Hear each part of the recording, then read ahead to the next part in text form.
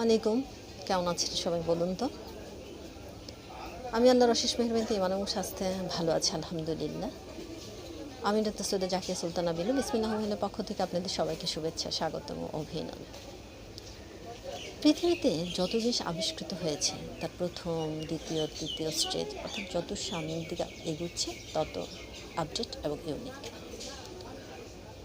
তো আমাদের homeo medicine পঞ্চম ও ষষ্ঠ সংস্করণ দুটো নিয়ে আমি আমার নিজস্ব উইল আন্ডারস্ট্যান্ড থেকে আমি যতটুকু অনুধাবন করেছি, আমার সেই অনুভূতিটা আপনাদের সাথে একটু আলোচনা করছি মাত্র।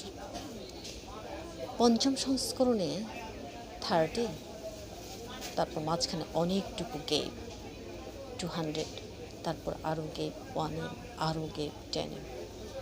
অপরদিকে ষষ্ঠ সংস্করণে M1, M2, M3 ধারাবাহিকভাবে। আমরা জানি একজন মানুষ থেকে একজন মানুষ ডিফারেন্ট হয়, অর্থাৎ একজন পেশেন্ট সেন্সিটিভনেস থাকেন, একজন ওভার সেন্সিটিভনেস থাকে। তো কোনো পেশেন্টকে যখন 30 মেডিসিন দিয়েছি, ওই মেডিসিনটাই যদি পাওয়ার এক্সটেনশন করে 200 দেওয়া হয়, দেখা যায় অনেক সময় তাদের ভিতরে যথেষ্ট আলোড়ন সৃষ্টি হয়। অপরদিকে ষষ্ঠ সংস্করণ ধারাবাহিকভাবে, যা শরীরে সহনীয়। তো আপনি আপনার হাতে একটি চিমটি কাটুন, চিমটির শক্তিটা আস্তে আস্তে আস্তে আস্তে বৃদ্ধি করে সর্বোচ্চ শক্তি প্রয়োগ করে যদি আপনার হাত থেকে আপনি মাংসপিণ্ড উঠিয়ে নেন, রক্ত ঝরতে থাকে, তারপর কিন্তু আপনি সেই কষ্টের অনুভূতিটা আপনার কাছে তীব্র হবে না, কারণ আপনি ধীরে ধীরে শক্তিটা বাড়িয়েছে।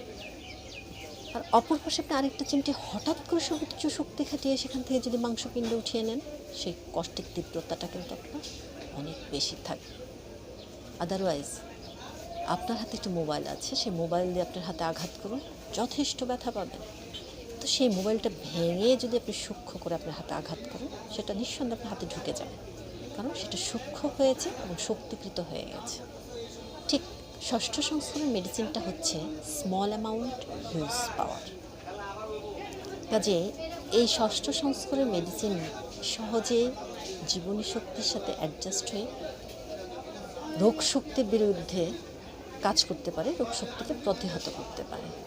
কাজে নিঃসন্দেহে ষষ্ঠ সংস্করণের মেডিসিন পঞ্চম সংস্করণ থেকে আপডেট এবং ইউনিক।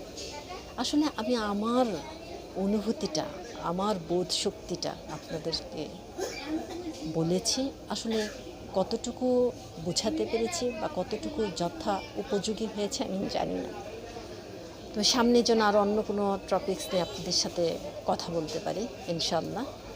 এটা জিলহজ মাস, অনেক হাজিরা হজ করতে গেছেন, আল্লাহ পাক ওনাদের সুস্থ রাখুন এবং কবুলিয়াত হজ করার তৌফিক দান করুন। আর ওনাদের উছিলা আল্লাহ যেন আমাদেরকে ক্ষমা করে দেন এবং আমাদেরকেও হজ করার তৌফিক দান করেন। আমিন। সবাই ভালো থাকবেন, সুস্থ থাকবেন। আসসালামু আলাইকুম।